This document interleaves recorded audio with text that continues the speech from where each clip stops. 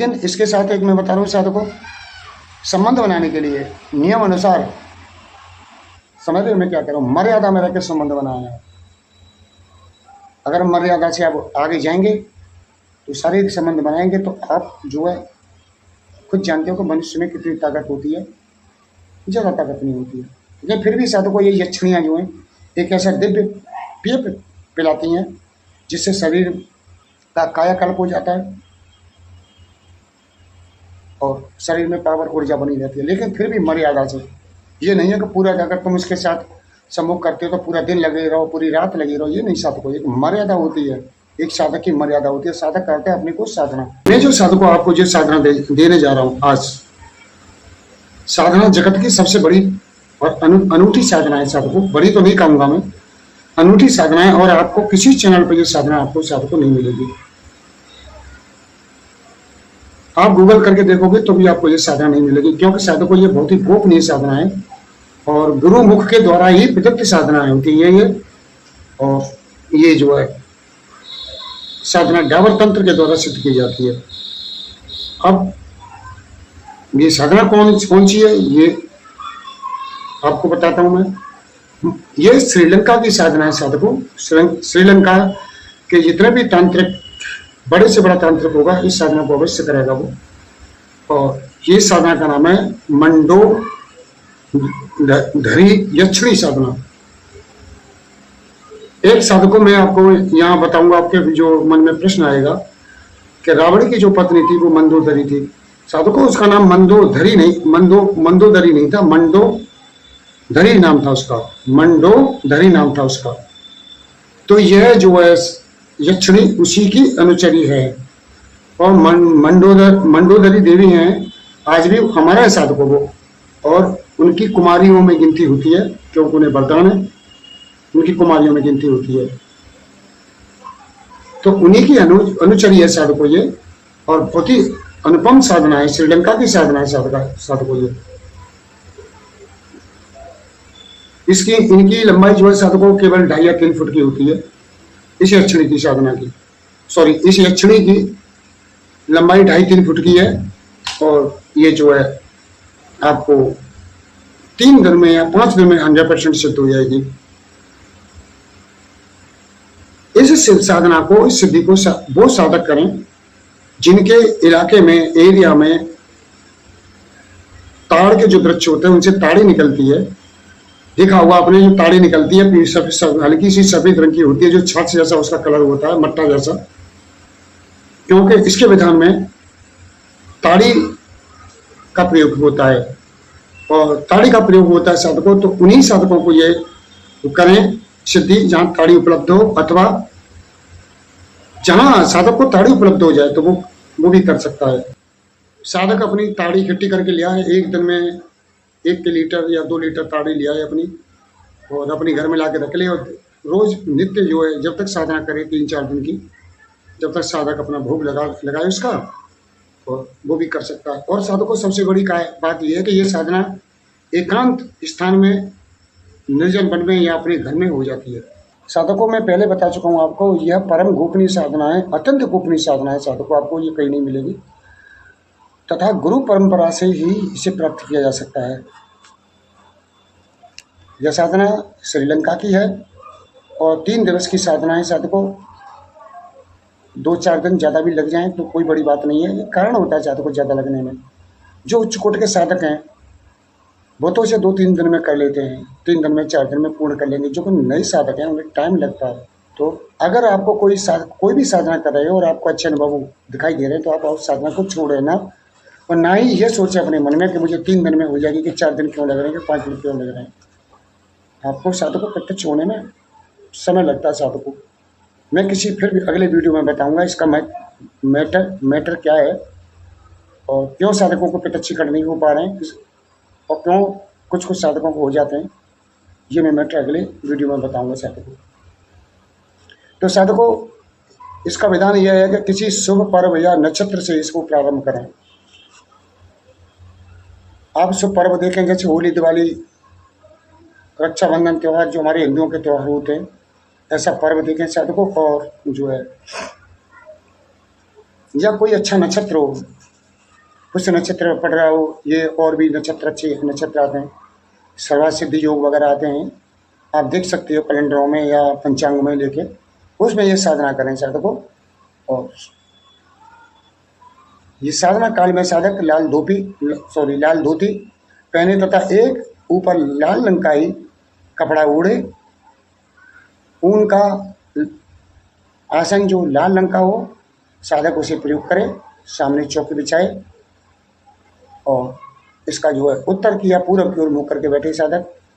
ये साधना आपको शुक्ल पक्ष में करनी है, कृष्ण पक्ष में भी हो जाएगी, लेकिन शुक्ल पक्ष में करोगे तो इसका स्वरूप बहुत सुंदर देवी के रूप में आएगा तुम्हारे सामने, और कृष्ण पक्ष में करोगे तो इसका जो रूप है एक काला स्वरूप जो होता है एक स्त्री का, उस रूप में तुम्हारे सामने आके खड़ी होगी साथी। तो आप जो धूप जलाएं, सरसों के तेल का दीपक जलाएं, अगर गाय का दीपक घी मिल जाए तो और भी बेहतर है साधकों, और एक लंबा पान का पत्ता लेकर उस पर एक केला, थोड़ा सा गुड़, 5 प्रकार की मिठाई रखें, और ताड़ी मैंने जो आपकी बताई थी, ताड़ी का जो ताड़ के पेड़ से जो निकलती है ताड़ी, वो जो आप उसमें रखें, एक गिलास में भर के साधकों। और ये आपको रात्रि के 11 बजे से साधना करनी है और इसकी 31 माला करनी है। सबसे बड़ी बात क्या है कि साधकों इसका मंत्र बहुत छोटा है, मैं जानता हूँ 31 माला अगर कोई अच्छा साधक होगा तो 31 माला जो है 30 मिनट में पूरी कर लेगा। इसमें साधकों हकीकी या रुद्राक्ष की माला या लगती है, और यदि मूंगे की माला मिल जाए तो और भी सर्वोत्तम है साधकों। ये बहुत तीक्ष्ण साधना है, मंत्र ये नॉर्मल साधना मत समझना साधकों, उसको बहुत तीक्ष्ण साधना है और शीघ्र प्रत्यक्ष होने वाली साधना है। मैं आपको पहले बता चुका हूँ, मंडोदरी यक्षिणी नाम की देवी है, उनकी यह साधना है, और उनका जो है कद जो है मैंने पहले 2.5-3 फुट का बताया था, उनका 3 या 4 फुट का कद होता है साधकों, और अत्यंत शक्तिशाली यक्षिणी है साधकों। ये आपको सिद्ध होते ही है काल ज्ञान वर्तमान भूत भविष्य ये सारी बातें आपको बता देगी, कहीं खजाना गड़ा हो उसे बता देगी, और भी जिसके बारे में पूछना चाहोगे वो बता दोगे। यानी त्रिकाल विद्या की साधना है साधकों, जबरदस्त ये कर्ण पिशाचनी वगैरह साधक करते हैं, उनसे भी पावरफुल साधना है साधकों। कर्ण पिशाचनी उनकी एक रेंज होती है, लेकिन इसकी रेंज बहुत बड़ी रेंज है साधकों। इसके बताए हुए सटीक जवाब मिलेंगे आपको। कर्ण पिशाचनी तो भी घुमा के बताती है भविष्य की बात, कर्ण पिशाचनी घुमा के बताती है, लेकिन ये जो है आपको बिल्कुल सटीक जवाब देगी और सटीक ही बताएगी, क्योंकि साधकों ये जो है आज की नहीं है, त्रेता युग की यक्षिणी है और इसकी बहुत पावर है साधकों। यक्षिणी तो साधकों सभी त्रेता युग या सतयुग की है, कोई नई यक्षिणी तो है नहीं, सभी यक्षिणियाँ हैं। सतयुग में ही इनका शरीर का निर्माण हुआ था जो आज तक हैं, और एक समय देश काल के अनुसार इनका अंत हो जाएगा।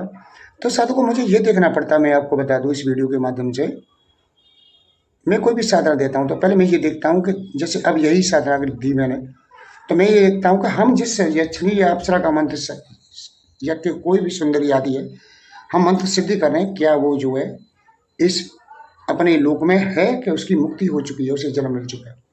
क्योंकि साधकों जिसने जन्म लिया उसकी तो अंत एक दिन निश्चित है, ये तो आप जानते हो। तो मैं उन्हीं साधना को साधकों टर्न देता हूँ या आपको पहले देख लेता हूँ कि ये है कि नहीं है।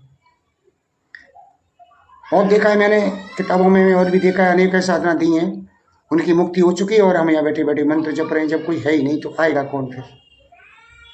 तो मैं पहले ये देख लेता हूँ साधकों कि जिसकी मैं साधना करा रहा हूँ वो वास्तव में उसका स्वरूप कैसा है, उसके गुण कैसे हैं, सतुगुण है कि रजोगुणी है कि तमोगुणी है, अथवा वो साधक को नुकसान देगी कि फलित होगी, और इसकी रेंज क्या है, कहाँ तक जाएगी, और ये फिलहाल है भी कि इसकी मुक्ति हो चुकी है, ये दूसरा जन्म ले चुकी है या कुछ और हो चुकी है, शरीर को त्याग चुकी है। ये सब मैं देख लेता हूँ साधकों, तभी मैं आगे साधना को डालता हूँ। किताबों में तो बहुत सी किताबें साधना दी हैं, इनका कोई ज्ञान पता ही नहीं है, वो जो है संसार में है ही नहीं, अपने लोक में मुक्ति हो गई है उनकी, लेकिन फिर भी यहाँ घिस रहे हैं। तो ये चीज़ें साधक को एक अच्छे गुरु को देख लेना चाहिए, तभी देनी चाहिए।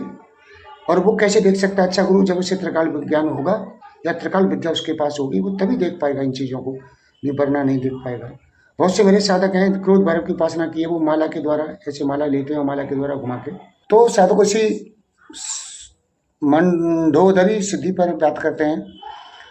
ये साधकों आते ही आपसे शादी का प्रस्ताव रखेगी कि मेरे संग शादी करो, मैं पत्नी बन के तुम्हारे साथ रहूंगी। तो साधक उसे शादी करे, गोपनीय ढंग से शादी करे, किसी को पता नहीं चले, और इस यक्षिणी का कृपा प्रसाद से सब इच्छाएं पूरी करेगी।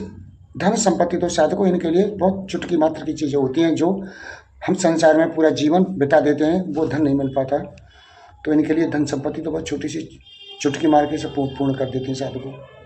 और ये त्रिकाल विद्या वाली साधनाएं त्रिज्ञान जानती बताती है, तो ये लॉटरियों के नंबर आदि, कहीं कोई धन आदि गड़ा है, ये सब साधकों को बता देती है। लेकिन इसके साथ एक मैं बता रहा हूँ साधकों, संबंध बनाने के लिए नियम अनुसार, समझ रहे हो मैं क्या कह रहा हूँ, मर्यादा में रहकर संबंध बनाना है। अगर हम मर्यादा से आप आगे जाएंगे तो शारीरिक संबंध बनाएंगे, तो आप जो है खुद जानते हो कि मनुष्य में कितनी ताकत होती है, ज़्यादा ताकत नहीं होती है। लेकिन फिर भी साधकों ये यक्षिणियाँ जो हैं एक ऐसा दिव्य पेय पिलाती हैं जिससे शरीर का कायाकल्प हो जाता है और शरीर में पावर ऊर्जा बनी रहती है। लेकिन फिर भी मर्यादा से, ये नहीं है कि पूरा अगर तुम उसके साथ सम्मुख करते हो तो पूरा दिन लगे रहो, पूरी रात लगे रहो, ये नहीं साधकों। एक मर्यादा होती है, एक साधक की मर्यादा होती है। साधक करते हैं अपने को साधना, ठीक है। तो मर्यादा से इसके साथ शारीरिक संबंध बनाए और अपना जीवन सुखी बनाए साधकों। ये एक संक्षिप्त में मैंने छोटी सी थोड़ी सी सारी बातें संक्षिप्त में बताई आपको। अगर कोई साधक साधना इसे करेगा तो फिर उसे देखा जाएगा, कराएंगे।